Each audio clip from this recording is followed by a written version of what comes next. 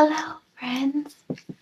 Today's video we are reading chapter 4 of Harry Potter and the Sorcerer's Stone. So sit back, relax, grab your blanket, favorite beverage, and enjoy!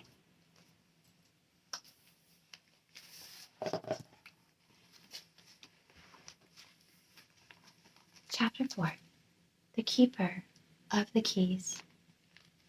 Boom! They knocked again. Dudley jerked awake. "Where's the cannon?" he said stupidly.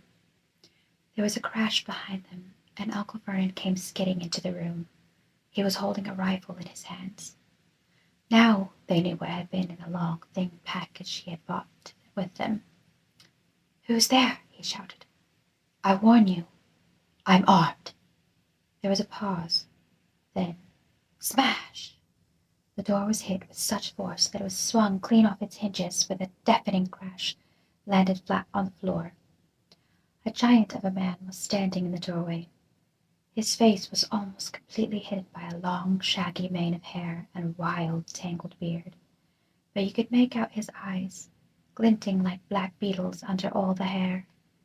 The giant squeezed his way into the hut, stooping so that his head just brushed the ceiling.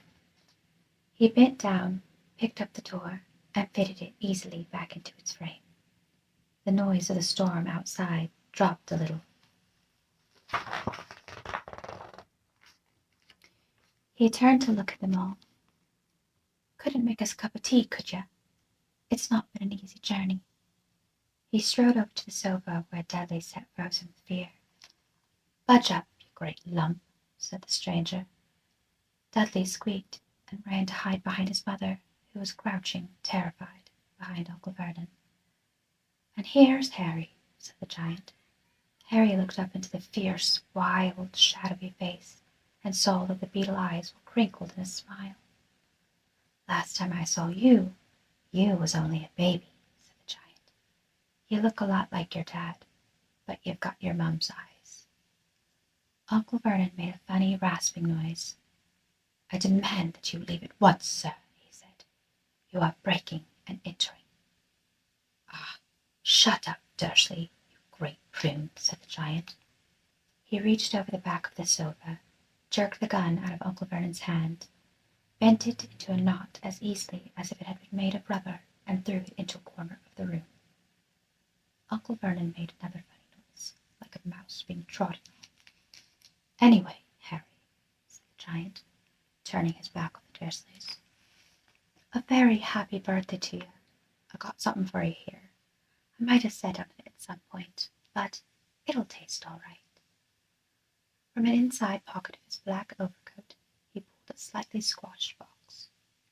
Harry opened it with trembling fingers. Inside was a large, sticky chocolate cake with "Happy Birthday, Harry" written on it in a green icing. Harry looked up at the giant. He meant to say thank you, but the words got lost on the way to his mouth, and what he said instead was, "Who are you?" The giant chuckled. "True, I haven't introduced myself. Rubeus Hagrid, keeper of keys and grounds at Hogwarts." He held out an enormous hand and shook Harry's whole arm. "What about the tea, then, eh?" he said, rubbing his hands together. "I'd not say no to something stronger if you've got a mind." His eyes fell on the empty crate with the shriveled, crisped packets in it, and he snorted. He bent down over the fireplace. They couldn't see what he was doing, but when he drew back a second later, there was a roaring fire there. It filled the whole damp hut with flickering light, and Harry felt the warmth wash over him as though he'd sunk into a hot bath. The giant sat back down on the sofa, which sagged under his weight, and began taking all sorts of things out of the pockets of his coat.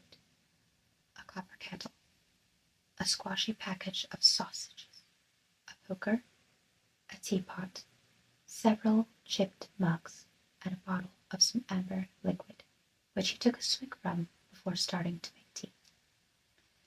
Soon the hut was full of sound and smell of sizzling sausage.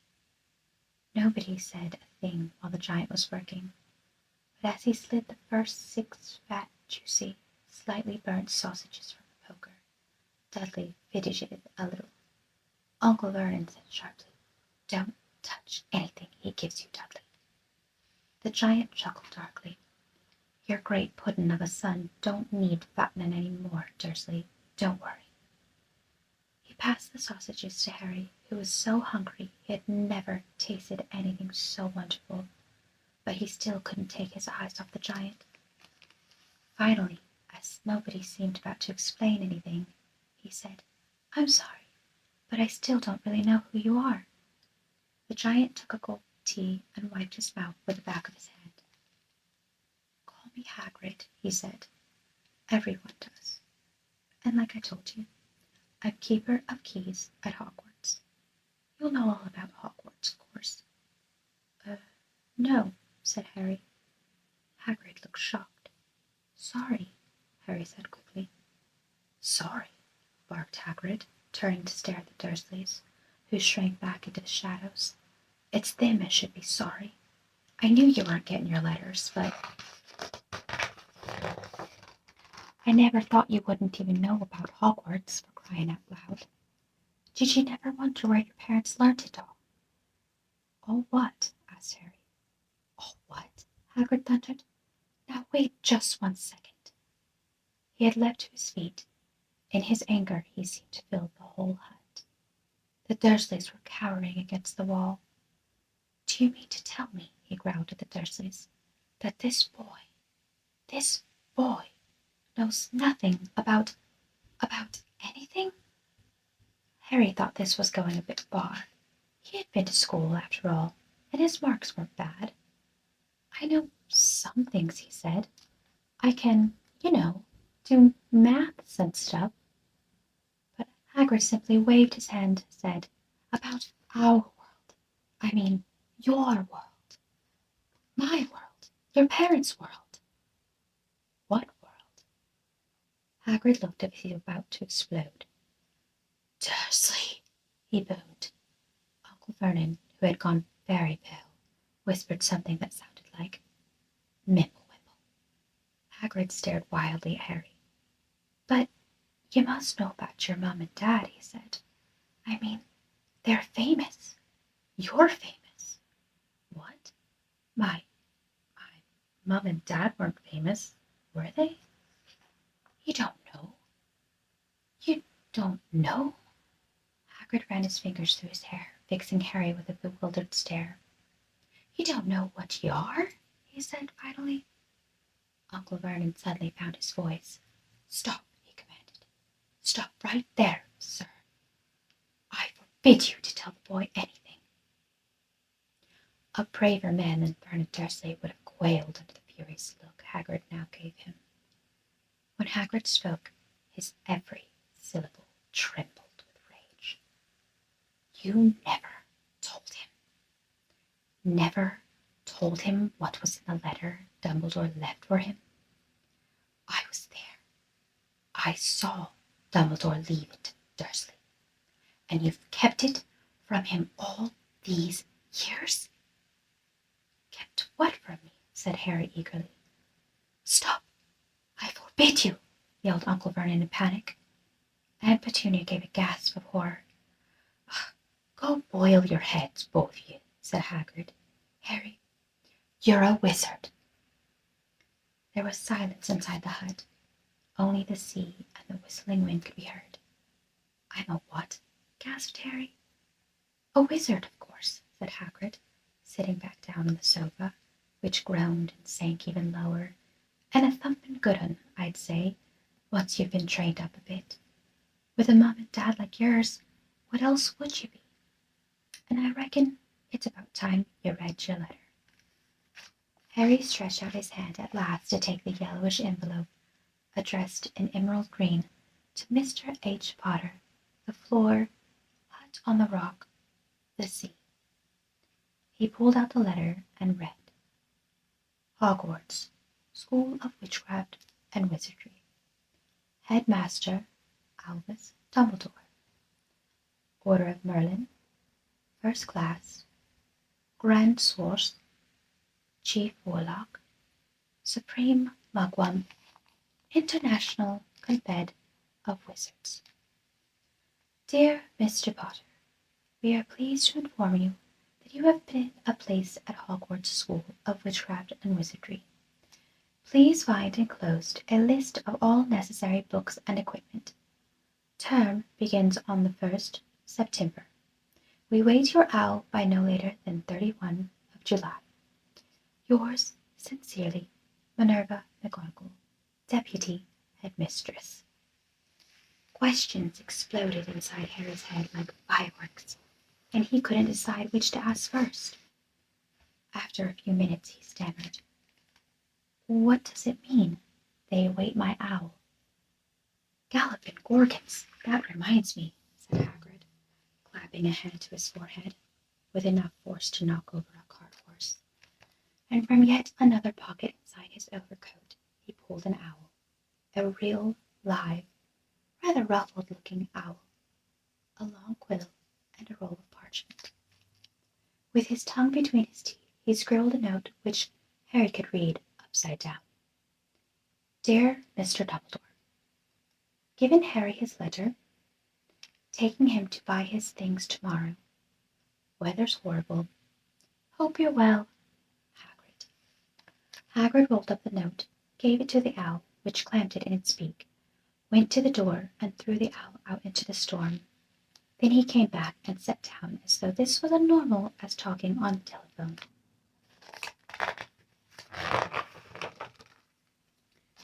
Harry realized his mouth was open and closed it quickly. Where was I? Said Hagrid. But at that moment, Uncle Vernon, still ashen-faced but looking very angry, moved into the firelight. He's not going, he said. Hagrid grunted. I'd like to see a great muggle like you stop him, he said. A what? Said Harry, interested. A muggle, said Hagrid. It's what we call non-magic folk like them, and it's your bad luck you grew up in a family of the biggest muggles I ever laid eyes on. We swore when we took him in we'd put a stop to that rubbish, said Uncle Vernon. Swore we'd stamp it out of him. Wizard indeed. You knew, said Harry. You knew I'm a wizard. Knew, shrieked Aunt Petunia suddenly. Knew? Of course we knew. How could you not be, my dratted sister being what she was? Oh, she got a letter just like that, disappeared off to that school, and came home every holiday with her pockets full of frog spawn, turning teacups into rats. I was the only one who saw her for what she was, a freak. But for my mother and father, oh no, it was Lily this and Lily that. They were proud of having a witch in the family. She stopped to draw a deep breath and then went ranting on. It seemed she had been waiting to say all of this for years. Then she met that Potter at school, and they left and got married and had you, and of course I knew you'd be just the same, just as strange, just as abnormal. And then, if you please, she went and got herself blown up, and we got landed with you. Harry had gone very white. As soon as he found his voice, he said, Blown up? You told me they died in a car crash. Car crash? Roared Hagrid, jumping up so angrily that Dursley scuttled back to their corner. How could a car crash kill Lily and James Potter? It's an outrage, a scandal. Harry Potter not knowing his own story when every kid in our world knows his name? But why? What happened? Harry asked urgently. The anger faded from Hagrid's face. He looked suddenly anxious. I never expected this, he said in a low, worried voice. I had no idea, when Dumbledore told me there might be trouble getting hold of you, how much you didn't know. Harry, I don't know if I'm the right person to tell you, but someone's gotta. You can't go off to Hogwarts not knowing. He threw a dirty look at the Dursleys. Well, it's best you know as much as I can tell you. Mind, I can't tell you everything. It's a great mystery, parts of it. He sat down, stared into the fire for a few seconds and then said, "It begins, I suppose, with a person called... But it's incredible you don't know his name. Everyone in our world knows." "Who?" "Well, I don't like saying the name if I can help it. No one does." "Why not?" "Golden gargoyles, Harry. People are still scared. Blimey, this is difficult. See, there was this wizard who went bad. As bad as you could go. Worse. Worse than worse. His name was..." Hagrid gulped, but no words came out. "Could you write it down?" Harry suggested. "Nah, I can't spell it." "All right. Voldemort." Hagrid shuddered. "Don't make me say it again. Anyway, this wizard, about 20 years ago now, started looking for followers. Got him, too. Some were afraid. Some just wanted a bit of his power, because he was getting himself power all right. Dark days, Harry. Didn't know who to trust. Didn't dare get friends with strange wizards or witches. Terrible things happened. He was taken over. Of course, some stood up to him, and he killed them horribly. One of the only safe places left was Hogwarts. Reckon Dumbledore's the only one you know who was afraid of. Didn't dare try taking the school. Not just then, anyway. Now, your mum and dad were as good a witch and wizard as I ever knew. Head boy and girl at Hogwarts in their day. Suppose the mystery is why you know who never tried to get him on his side before.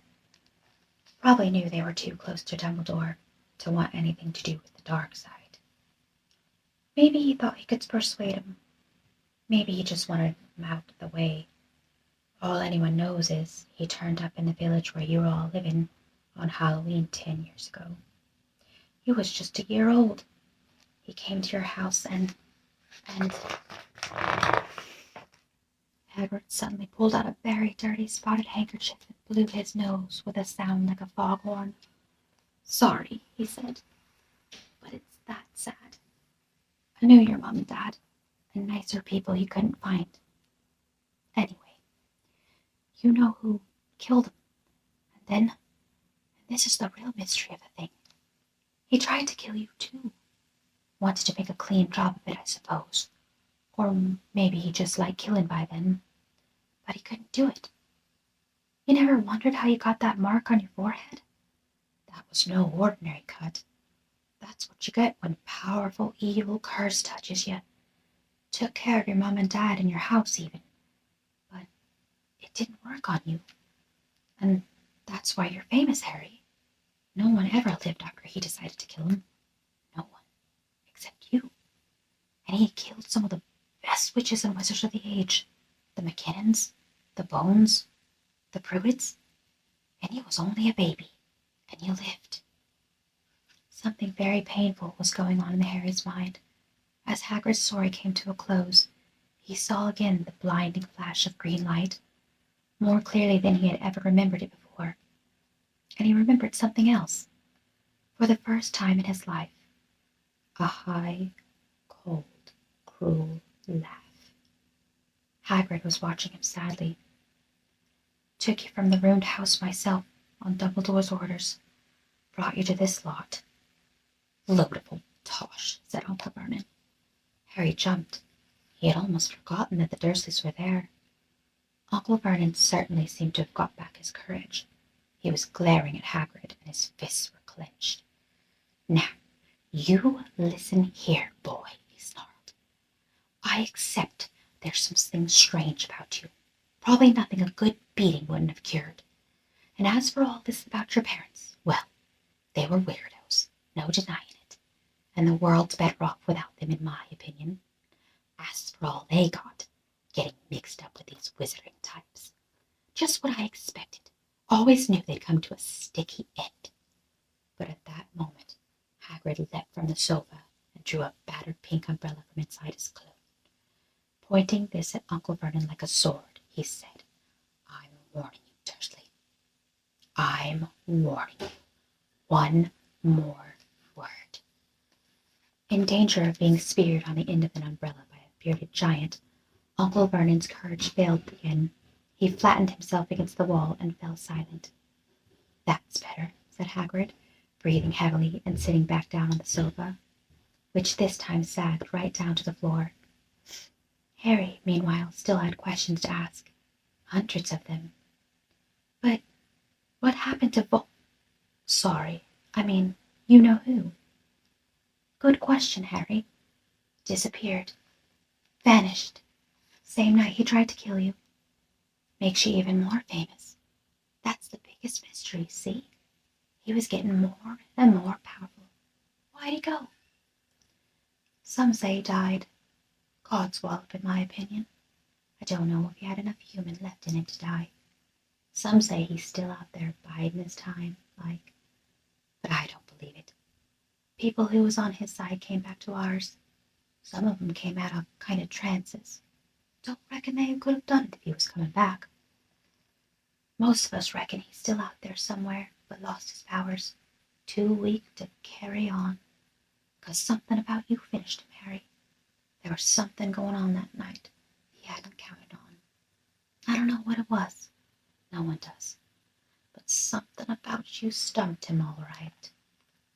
Hagrid looked at Harry with warmth and respect blazing in his eyes, but Harry, instead of feeling pleased and proud, felt quite sure there had been a horrible mistake. A wizard? Him? How could he possibly be? He'd spent his life being clouded by Dudley and bullied by Aunt Petunia and Uncle Vernon. If he was really a wizard, why hadn't they been turned into boardy toads every time they tried to lock him in his cupboard? If he had once defeated the greatest sorcerer in the world, how come Dudley had always been able to kick him around like a football? "Hagrid," he said quietly, "I think you must have made a mistake. I don't think I can be a wizard." To his surprise, Hagrid chuckled. "Not a wizard, eh? Never made things happen when you was scared or angry?" Harry looked into the fire. Now he came to think about it. Every odd thing that had ever made his aunt and uncle furious with him had happened when he, Harry, had been upset or angry.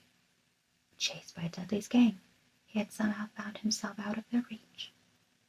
Dreading going to school with that ridiculous haircut, he had managed to make it grow back.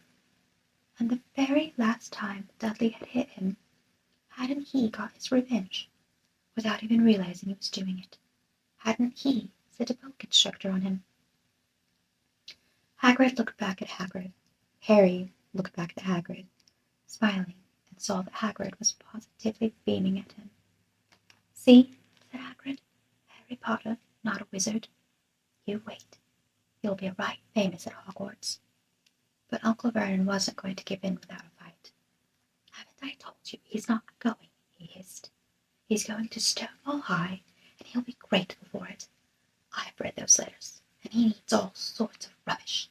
Spells, books, and wands, and if he wants to go, a great muggle like you won't stop him," growled Hagrid. "Stop Lily and James Potter's son going to Hogwarts? You're mad. His name's been down ever since he was born. He's off to the finest school of witchcraft and wizardry in the world. 7 years there, and he won't know himself. He'll be with the youngsters of his own sort for a change. And he'll be under the greatest headmaster Hogwarts has ever had, Albus Dumbledore. I am not paying for some crackpot old fool to teach him magic tricks," yelled Uncle Vernon. But he had finally gone too far. Hagrid seized his umbrella and whirled it over his head. "Never," he thundered, "insult Albus Dumbledore in front of me." He brought the umbrella swishing down through the air to the point at Dudley. There was a flash of violet light, a sound like a firecracker, a sharp squeal, and next second Dudley was dancing on the spot with his hands clasped over his fat bottom, howling in pain. When he turned his back on them, Harry saw a curly pig's tail poking through a hole in his trousers. Uncle Vernon roared, pulling Aunt Petunia and Dudley into the other room. He cast one last terrified look at Hagrid, and slammed the door behind them. Hagrid looked down at his umbrella and stroked his beard. "Shouldn't have lost me temper," he said ruefully.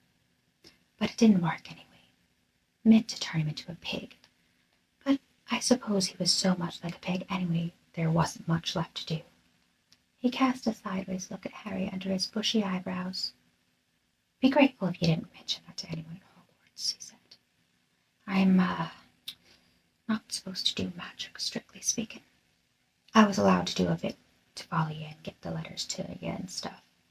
One of the reasons why I was so keen to take on the job." "Why aren't you supposed to do magic?" asked Harry. "Oh, well, I was at Hogwarts myself, but I got expelled, to tell you the truth, in my 3rd year.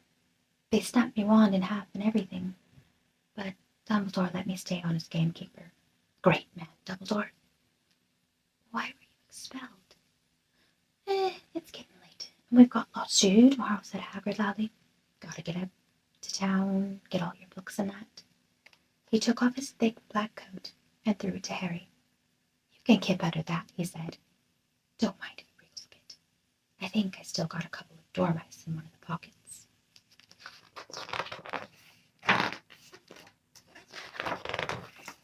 Alright, that was chapter 4 of Harry Potter and the Sorcerer's Stone. I hope you guys will come back and join me for chapter 5. And as always, no matter where you are in the world, I hope you have a wonderful day or night.